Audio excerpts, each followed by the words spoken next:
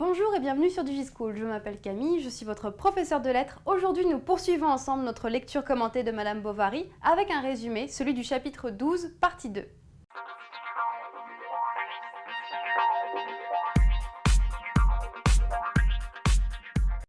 Pour rappel, dans le 11e chapitre, Charles Bovary, donc l'époux d'Emma, échouait lamentablement dans une opération, l'opération du pied-bot d'Hippolyte. Emma Bovary avait investi beaucoup dans cette opération car elle espérait retrouver de l'estime pour son mari. Effectivement, Rodolphe, son amant, la délaisse. Elle aimerait pouvoir ressentir une passion pour Charles. Ressentir de l'admiration, c'était déjà ça. Mais comme Charles échoue, eh bien, elle se sent encore plus... elle se sent injustement mariée. Elle trouve que Charles ne mérite pas son amour. Donc, elle reprend sa liaison avec Rodolphe. Vous vous rappelez qu'elle s'était éloignée de Rodolphe, ou plutôt Rodolphe s'était éloigné d'elle. Elle ne l'avait pas pourchassé parce qu'elle attendait de pouvoir reprendre plus une vie de couple avec Charles. Que fait-elle ensuite? Eh bien, elle plonge dans les dépenses. Elle s'endette auprès de Monsieur Lheureux. Le bien nommé Monsieur Lheureux, ou plutôt le mal nommé. Vous vous rappelez l'intérêt de l'onomastique chez Flaubert. L'onomastique, c'est l'intérêt des noms propres. Si Monsieur Lheureux s'appelle ainsi, c'est probablement parce qu'il ne donne pas de bonheur, il donne plutôt du malheur. Alors que fait-il? Si on regarde page 263, il causait avec elle de mille curiosités féminines, se montrait fort complaisant et jamais ne réclamait d'argent. Qu'est-ce que ça veut dire quand on dit jamais ne réclamer d'argent? Ici, on a une focalisation interne, c'est-à-dire que c'est le point de vue d'Emma qui est mis en valeur. Si Monsieur Lheureux ne réclame pas d'argent lorsqu'il donne à Emma des robes ou alors une cravache pour Rodolphe, c'est parce qu'il compte bien lui demander l'argent plus tard, voire lui demander l'argent avec des intérêts.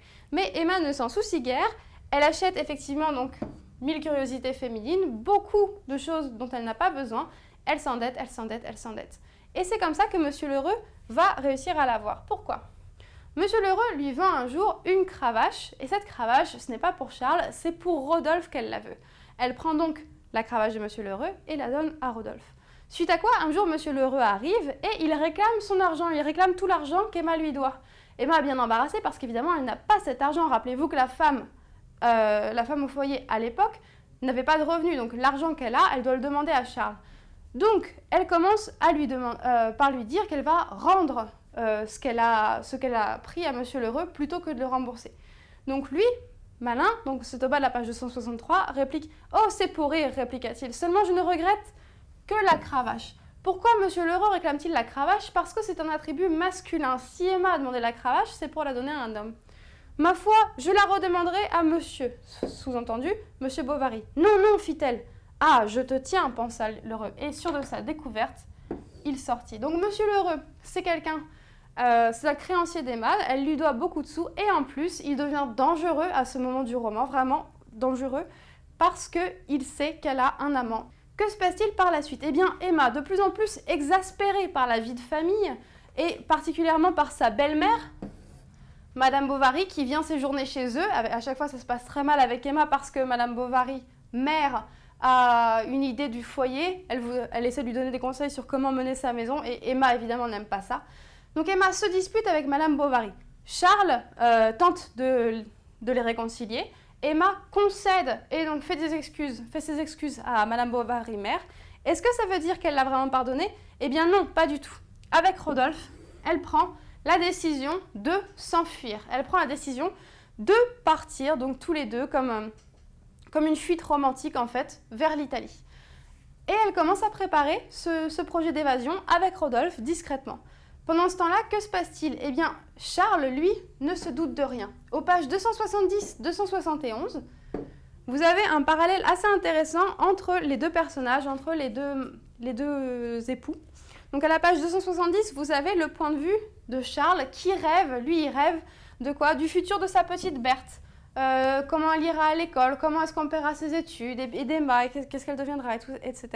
Et pendant ce temps-là, à la page 271, Emma, elle, est en train de rêver à sa future évasion avec Rodolphe. Donc on a vraiment là un contraste entre deux rêves. Berthe, la petite Berthe, la fille du couple, fait également partie du contraste parce que si Charles la place au centre de sa rêverie, comme parce que Charles aime la vie de famille, il aimerait que tout se passe bien pour eux tous, etc., Eh bien, Emma est au contraire absolument désintéressée de Berthe, au point que quand elle forme les premiers projets d'évasion avec Rodolphe, c'est lui qui lui demande « Mais ton enfant, en fait, qu'est-ce que tu en fais ?» Et elle dit « Oh, on l'emmènera ». Et après, elle oublie carrément d'en parler parce qu'elle n'a jamais vraiment été une mère aimante. Donc ce projet d'évasion, c'est un projet essentiellement romantique. Les deux amants prévoient de partir tous les deux en calèche à la nuit tombée. Ils veulent aller vers Gênes, c'est-à-dire l'Italie. Vous vous rappelez qu'on a déjà commenté que pour Flaubert, l'Italie, c'est la destination la plus commune, hein, c'est le lieu commun basique. C'est là où on va pour les rendez-vous d'amour. Donc, encore une fois, ni Rodolphe ni Emma ne nous déçoivent, ils ont l'idée la plus commune possible.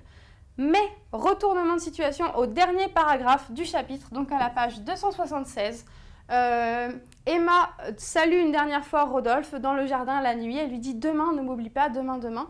Et lui dit « Pas de problème ». Et après, quand il s'éloigne, on se rend compte qu'en fait, il n'a aucunement l'intention de venir au rendez-vous. « Car enfin », exclamait-il en gesticulant, « je ne peux pas m'expatrier et avoir la charge d'une enfant. » Il se disait ces choses pour s'affermir davantage. Et d'ailleurs, les embarras, la dépense, « Ah non, non, 1000 fois non, cela tu étais trop bête. » Donc, ce qu'on apprend, c'est que ce projet romantique de la fuite d'Emma a été forgé avec un amant manipulateur. Depuis le début, Rodolphe n'avait jamais eu la moindre envie de s'enfuir avec Emma, mais il le lui a fait croire pour rester avec elle un peu plus longtemps, tout simplement. Et alors que là, elle est là, alors qu'elle l'attend pour le lendemain, il n'a pas l'intention de venir. Donc, que va-t-il se passer? On le sait au chapitre suivant. Voilà, c'est tout pour aujourd'hui. Merci d'avoir suivi cette vidéo. N'hésitez pas à consulter les autres vidéos qui se rapportent au sujet et à très bientôt sur DigiSchool.